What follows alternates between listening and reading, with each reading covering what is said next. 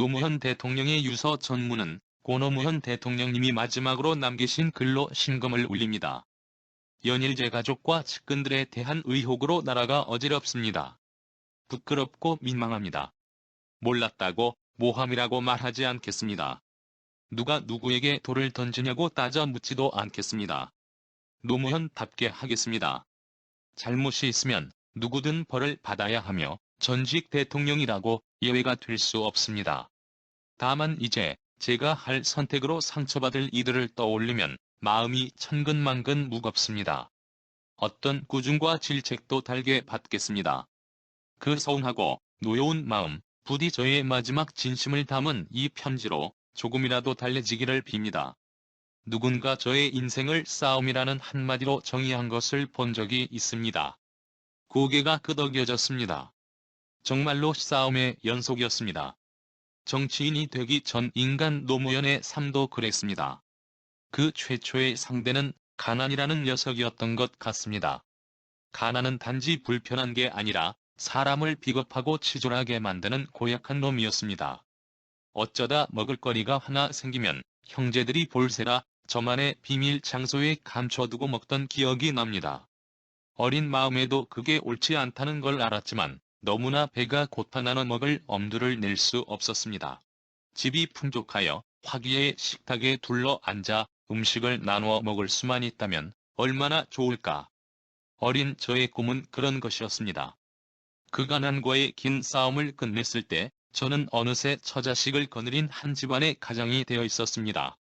세무 전문 변호사로 돈을 좀 만지고 있었습니다.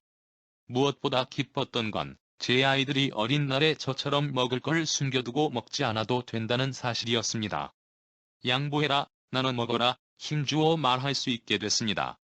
성공한 사람들과 어울려 유투도 타고 멋도 좀 부렸습니다. 안사람은 그 시절을 가장 행복했던 시간으로 종종 추억하곤 합니다. 정말로 이제 행복할 일만 남은 것 같았습니다. 그 행복은 그러나 오래 가지 못했습니다. 부끄럽게도 저는 그 나이가 되도록 사회에 대해 진지하게 고민해 본 적이 없었습니다. 눈앞에서 나와 내 가족의 목을 죄는 가난과 싸우느라 그럴 여유가 없었던 것입니다. 그러나 점점 그런 것들이 보이기 시작했습니다. 몸은 풍요와 여유에 취해갔지만 눈에는 자꾸 그런 것들이 밟히기 시작했습니다. 곧 세상엔 수없이 많은 노무현들이 있음을 알게 됐습니다. 죽어라 약물고 이래도 가난에서 벗어날 수 없는, 그래서 먹을 걸 숨길 수밖에 없는 건 예전에 저만이 아니었습니다. 공부를 하기 시작했습니다. 왜 그럴까? 왜 나라는 성장하는데 가난한 이들은 왜 학교에조차 갈 수 없는 가난을 자식에게까지 대물림하게 되는가? 점차 사회가 보이기 시작했습니다. 경제가 보이기 시작했습니다. 왜곡된 역사가 도처에 널린 반칙과 특권들이 보이기 시작했습니다. 뒤늦은 깨달음은 너무나 큰 충격으로 다가왔습니다. 그것들을 외면하고 저 혼자 소시민적 행복을 느끼며 살 수는 없었습니다. 그 후 저희 삶은 아시는 대로입니다. 인권 변호사가 되었고 국회의원이 되었고 청문회에 나가 이름도 얻었고 그리고 대통령이 되었습니다. 늘 예전의 그 마음을 잊지 않으려 했습니다. 돈이 없고 힘이 없어 세상으로부터 매맞고 짓밟히는 이들 편에 서고자 했습니다. 그 눈물을 멈추게 할 힘이 내게 없다면 최소한 내 손등으로 닦아주기라도 해야 한다고 생각했습니다. 모두들 대선이 주륜이 하는 것에 우르르 몰려갈 때 원칙을 지키며 버티려 했습니다. 계란으로 바위치기라고 비웃음 살 때도 그 바위가 잘못된 것이라면 내 몸이 박살나더라도 부딪혀야 한다고 생각했습니다. 그래야 그 바위가 잘못되었다는 표시라도 나지 않겠습니까? 저를 굉장한 싸움꾼처럼 보는 시선이 있습니다. 저도 그랬으면 좋았겠다 싶습니다. 하지만 저는 여러분과 마찬가지로 겁도 많고 무서운 것도 많은 그런 보통 사람입니다.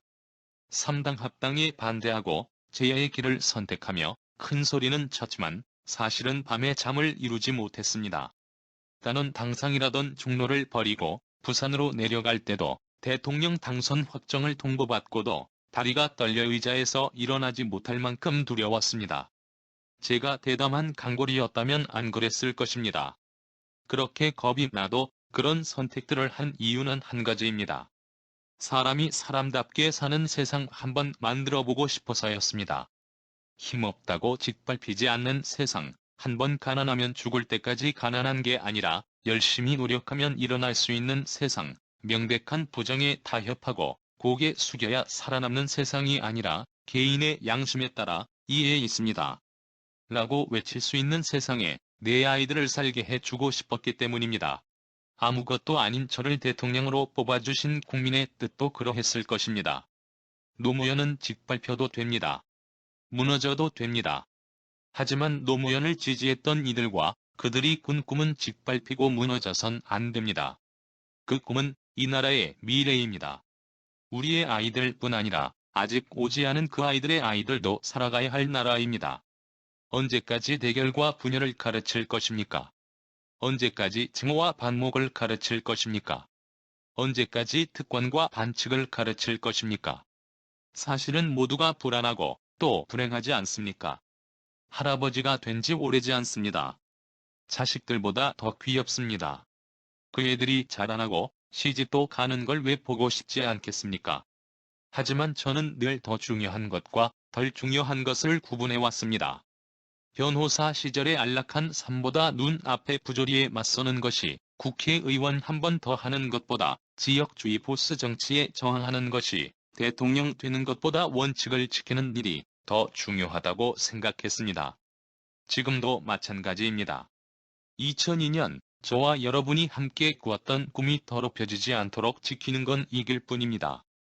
너무 슬퍼하거나 미안해하지 않기 바랍니다. 누구를 원망할 필요도 없습니다. 저의 운명입니다. 삶과 죽음이 모두 자연의 한 조각이 아니겠습니까? 이제 작별 인사하겠습니다. 대통령이었음보다 이 아름다운 나라의 국민이었음이 더 큰 영광이었습니다. 너무나 감사했습니다. 사랑합니다. 2009년 5월 23일 노무현 드림.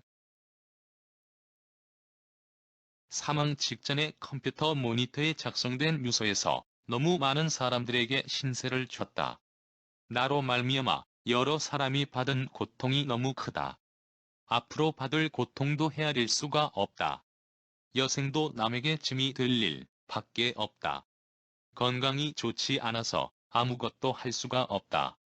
책을 읽을 수도 글을 쓸 수도 없다. 너무 슬퍼하지 마라. 삶과 죽음이 모두 자연의 한 조각 아니겠는가? 미안해하지 마라. 누구도 원망하지 마라. 운명이다. 화장해라. 그리고 집 가까운 곳에 아주 작은 비석 하나만 남겨라. 오래된 생각이다. 시청하여 주셔서 감사합니다. 구독은 사랑입니다. 마음에 드셨다면 구독을 꾹 눌러주세요. 행복한 하루 되세요.